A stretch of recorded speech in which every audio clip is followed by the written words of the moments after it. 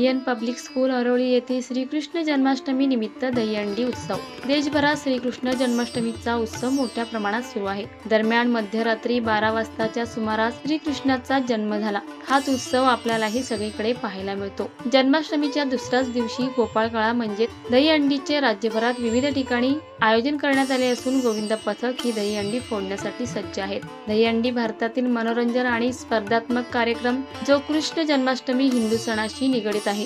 जन्माष्टमीच्या आदल्या दिवशी कार्यक्रमासाठी एक मातीचे मटके उंच ठिकाणी लटकवलेले असते। ते दही, दूध, लोणी अशा दुधाच्या पदार्थाने भरलेले असते।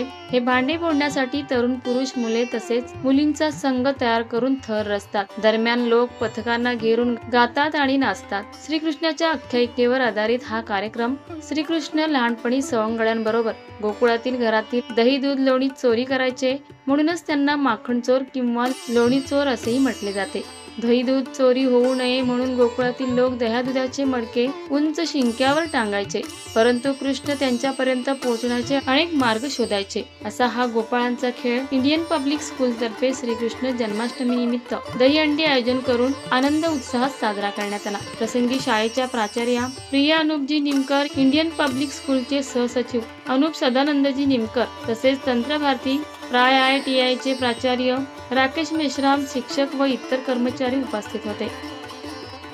महाराष्ट्र वेदभूमीसाठी सदानंद औजे, नागपूर। ताज्या घडामोडी जाणून घेण्यासाठी आजच आपल्या महाराष्ट्र वेदभूमी न्यूज चॅनलला लाईक करा, शेअर करा, सबस्क्राईब करा आणि बेल आयकॉनवर क्लिक करायला विसरू नका।